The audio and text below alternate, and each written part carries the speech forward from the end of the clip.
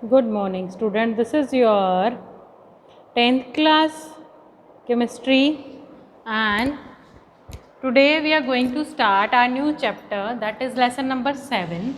Lesson number 4, carbon and its compounds. इस chapter में आपका मोस्टली पोर्शन कट हो चुका है, सिर्फ 2 और 3 टॉपिक्स हैं जो आपके लेफ्ट हैं फॉर योर एग्ज़ाम। तो अब वही टॉपिक्स हम डिस्कस करेंगे। तो कार्बन एंड इट्स कंपाउंड में सबसे पहला क्या है, कार्बन क्या होता है? कार्बन का सिंबल सी होता है, ठीक है। मोस्टली ऑर्गेनिक, कार्बन ऑर्गेनिक से रिलेटेड है। जो भी चीज़ लिविंग है वो उसमें कार्बन प्रेजेंट है, ठीक है। जैसे आपके प्लांट्स हैं, और ज़रूरी नहीं है, जैसे आपके जो फर्नीचर है, फर्नीचर लिविंग चीज़ से ही तो बना है, उसमें भी कार्बन है, ठीक है। लिविंग या लिविंग से बनी हुई कोई भी चीज़, उन सब में क्या है, कार्बन प्रेजेंट है। तो कार्बन अपने कंपाउंड कब बनाता है? कार्बन अपने कंपाउंड कब बनाता है? जब वो बॉन्ड बनाता है, ठीक है, जब वो बॉन्ड बनाता है। तो हम आज का जो टॉपिक है वो हमारा है बॉन्डिंग इन कार्बन। कार्बन में किस तरह की बॉन्डिंग होती है, ठीक है। कार्बन में किस तरह की बॉन्डिंग होती है। सबसे पहले हम कार्बन का एटॉमिक नंबर लिखेंगे। Atomic number of carbon is equal to कितना होता है? 6, ठीक है, 6 होता है। तो इसकी इलेक्ट्रॉनिक कॉन्फ़िगरेशन कैसे लिखोगे आप? K-L-M-N शेल्स लिख लिए, 2 and 4। आउटर मोस्ट शेल में 4 इलेक्ट्रॉन है। आउटर मोस्ट शेल कौन सी है? L, इसमें 4 इलेक्ट्रॉन है, ठीक है। अब इसको कितने चाहिए? 4 इलेक्ट्रॉन इसको चाहिए अपना ऑक्टेट पूरा करने के लिए, जिससे कि क्या हो जाए, ये 8 हो जाए और ऑक्टेट कंप्लीट हो जाए। कोई भी केमिकल स्पीशीज़ दूसरी केमिकल स्पीशीज़ के साथ कंबाइन करती है तो किस वजह से करती है? स्टेबिलिटी अटेन करने के लिए। आप अगर किसी अपने फ्रेंड के साथ बैठते हो या फ्रेंडशिप करते हो तो आपको रिक्वायरमेंट होती है कुछ। सबसे पहले तो आप अपनी रिक्वायरमेंट पूरी करते हो, उसके बाद जैसे आपके जो उसके बाद क्या होता है, आप और ज़्यादा आपकी बॉन्डिंग स्ट्रॉन्ग होती जाती है। आपके जो पेरेंट्स के साथ आपकी बॉन्डिंग है, पेरेंट्स के साथ जो बॉन्डिंग है वो इसीलिए ना, वो आपका ध्यान रखते हैं, आपका केयर करते हैं, ठीक है, और आपको हर ज़रूरत को पूरा करते हैं, ठीक है। तो अगर वो आपका ध्यान ही ना रखें, आपको बाहर फेंक दें घर से, ठीक है, तो आपकी जो बॉन्डिंग है वो वीक हो जाएगी। बॉन्डिंग जो कोई भी दो स्पीशीज़ एक दूसरे के पास आती हैं और बॉन्ड बनाती हैं तो इसीलिए सबसे पहले वो उनको स्टेबिलिटी प्रोवाइड करते हैं।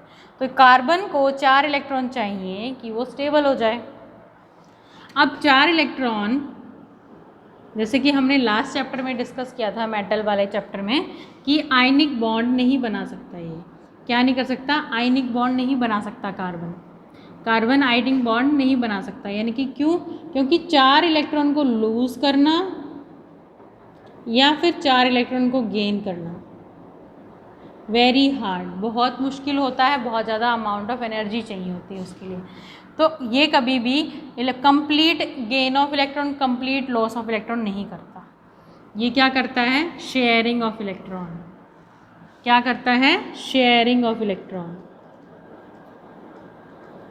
Sharing of electrons. तो शेयरिंग ऑफ इलेक्ट्रॉन्स करते हुए ये क्या बनाता है? बॉन्ड बनाता है। उस बॉन्ड को हम क्या बोलते हैं? Covalent bond. क्या बोलते हैं? Covalent bond. तो chemical bond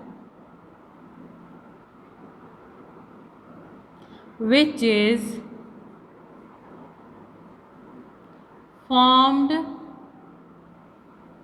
by chemical bond which is formed by sharing of electron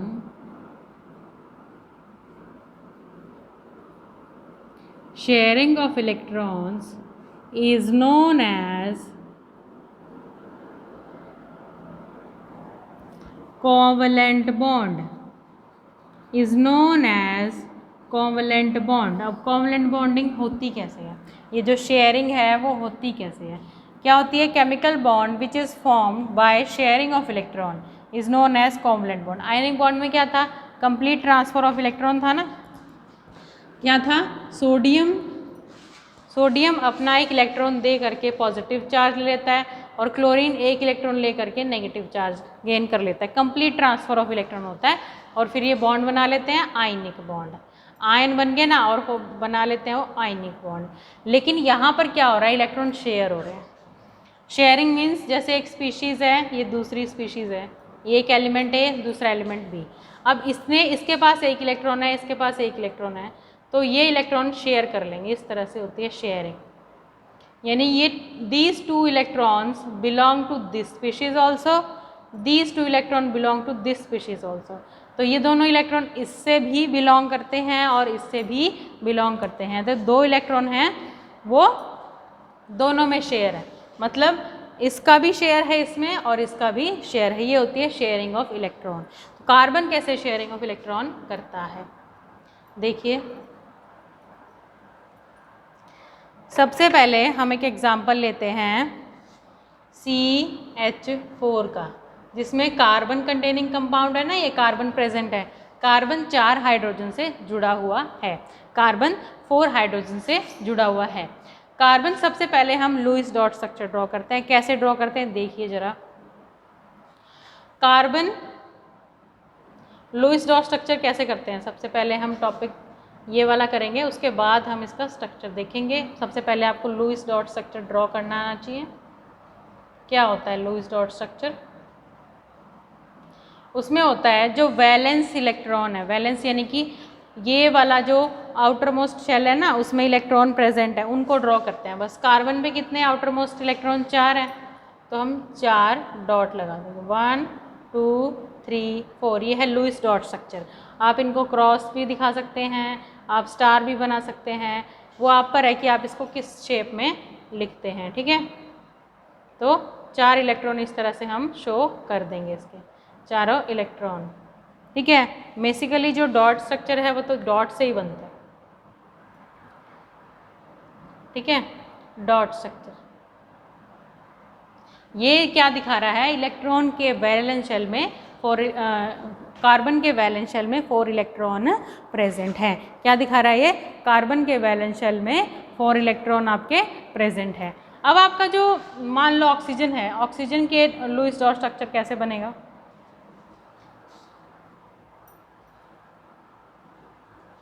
oxygen का लुईस डॉट स्ट्रक्चर कैसे बनेगा? ऑक्सीजन का एटॉमिक नंबर होता है 8, इलेक्ट्रॉनिक कॉन्फ़िगरेशन लिखेंगे 2 6। आउटर मोस्ट शेल में कितने इलेक्ट्रॉन हैं? 6। 1 2 3 4 5 6। इस तरह से 6 इलेक्ट्रॉन, ये इसका लुईस डॉट स्ट्रक्चर हो गया। हाइड्रोजन में कितने इलेक्ट्रॉन होते हैं? 1, तो 1 ही उसके आउटर मोस्ट शेल है, ये इसका लुईस डॉट स्ट्रक्चर होगा। ठीक है, उसके बाद आता है आपका हाइड्रोजन ऑक्सीजन हो गया। उसके बाद ऑक्सीजन हाइड्रोजन कार्बन हो गया। और एग्जांपल लेंगे आप जिसका लुईस डॉट स्ट्रक्चर बनाएंगे हम, क्लोरीन। ठीक है,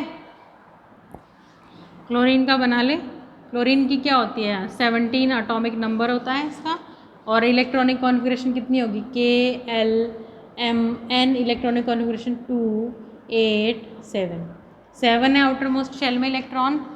ठीक है, तो 7 इलेक्ट्रॉन इस तरह से ड्रॉ करेंगे हम। Cl 1 2 3 4 5 6 और 7। ये Lewis dot structure of chlorine है, ये Lewis dot structure of oxygen है, ये Lewis dot structure of hydrogen है, और ये आपका Lewis dot structure of carbon है। ठीक है, सबसे पहले लुईस डॉट स्ट्रक्चर आपको ड्रॉ करना आ गया। उसके बाद हम करेंगे शेयरिंग ऑफ इलेक्ट्रॉन कैसे करते हैं। ठीक है, शेयरिंग ऑफ इलेक्ट्रॉन कैसे होती है। लुईस डॉट स्ट्रक्चर क्लोरीन का हो गया, हाइड्रोजन का हो गया, कार्बन का हो गया। एक दो एग्जांपल और ले लेते हैं हम, जिससे हमें और क्लियर हो जाएगा आपका लुईस डॉट स्ट्रक्चर बनाने में। ठीक है, नाइट्रोजन का लीजिए। नाइट्रोजन में कितने इलेक्ट्रॉन होते हैं आउटर मोस्ट शेल में? एटॉमिक नंबर होता है नाइट्रोजन का 7। तो इसका 2 और 5, तो आउटर मोस्ट शेल में कितने इलेक्ट्रॉन हो गए? 5 हो गए ना। तो अब हम 5 कैसे ड्रॉ करेंगे? 1 2 3 4 5, ये Lewis dot structure of nitrogen हो गया, ये क्लोरीन, ऑक्सीजन, हाइड्रोजन, कार्बन। तो आपको लुईस डॉट स्ट्रक्चर ड्रॉ करने के लिए आपको ये पता होना चाहिए कि आउटर मोस्ट शेल में इलेक्ट्रॉन कितने हैं। जो सबसे बाहर वाली शेल में इलेक्ट्रॉन प्रेजेंट होते हैं उनको हम डॉट से रिप्रेजेंट करते हैं, that is called Lewis dot structure. ठीक है, उनको हम डॉट से दिखाते हैं। तो यहाँ तक आप रिवाइज करेंगे। Thank you and have a nice day.